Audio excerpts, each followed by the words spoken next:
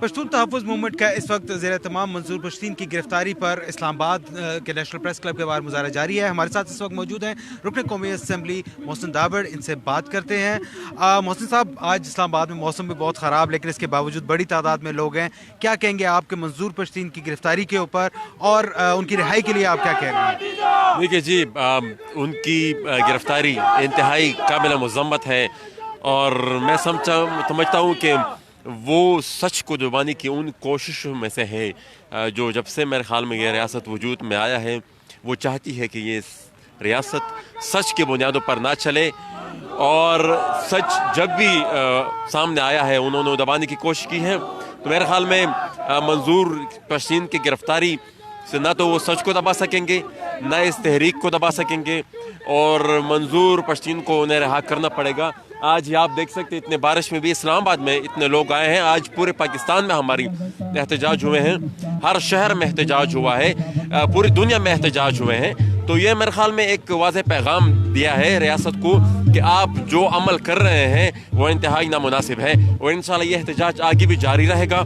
جب تک ان کی رہائی نہیں ہوتی ہم وقتاً فوقتاً احتجاج کی کال دیتے رہیں گے. محسن صاحب, یہ بتائیے گا کہ آپ کا جو جرگے کے لیے باقاعدہ اعلان کیا گیا تھا, وزیر دفاع جو ہے پرویز خٹک وہ آپ سے رابطہ کرتے ہیں, اور اس کے بعد دوبارہ سے فوراً اس کے ساتھ ہی یہ گرفتاری ہو جاتی ہے.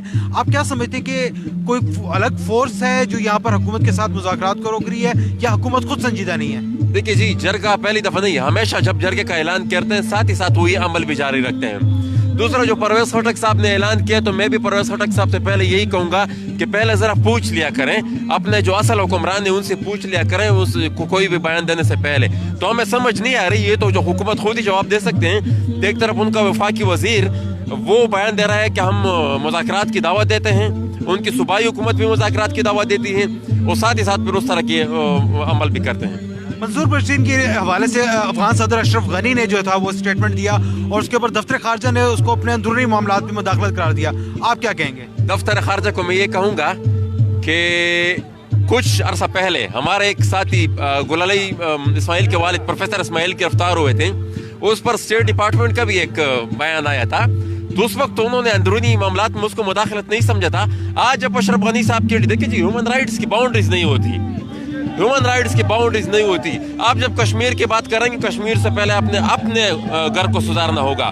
اور دوسری بات, جب سعودی عرب کا حکمران ہمارے وزیر اعظم کو کہتا ہے کہ آپ نے فلانے کانفرنس میں نہیں جانا, تو کیا یہ مداخلت نہیں ہے؟ تو یہ مداخلت بھی ان کی سلیکٹیو ہے.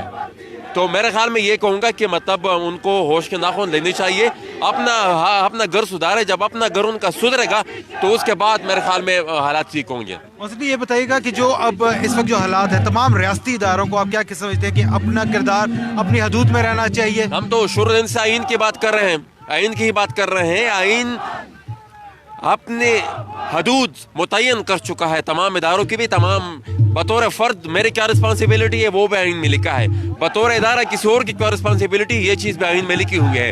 جو بھی اس چیز کو کراس کرے گا عدلیہ کو, قانون کو حرکت میں آنا چاہیے. اور قانون میرے خیال میں پرویز مشرف کے کیس میں حرکت میں آ چکا تھا, لیکن اس کی پھر جس طریقے سے تذلیل کی گئی وہ بھی آپ کے سامنے ہے.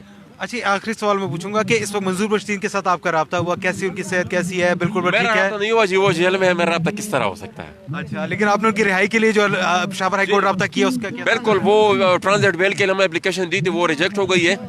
تو وہ مطلب اب ڈی خان شفٹ کر دیا ہے, تو وہاں پر پھر بیل اپلیکیشن جمع کریں گے. بہت بہت شکریہ. محسن دابڑ ہمارے ساتھ تھے, پشتون تحفظ موومنٹ کے رکن قومی اسمبلی, اور ان کا کہنا تھا کہ منظور پشتین کے حوالے سے جو بات کی گئی وہ کسی بھی صورت پاکستان کے اندرونی معاملات میں مداخلت نہیں ہے. انہوں نے افغان صدر اشرف غنی کے جو بیان تھا اس کو جو ہے وہاں پر ان کی فیور میں قرار دیا, اور کہا کہ پاکستان کے معاملات جو ہیں وہ اسی طرح وہاں پر ماضی میں مداخلت ہوتی رہی, لیکن سلیکٹیو جو ہے وہاں پر مداخلت اس کے اوپر بیان جاری کیا جاتا ہے. یہ کہنا تھا محسن دابڑ کا. جی.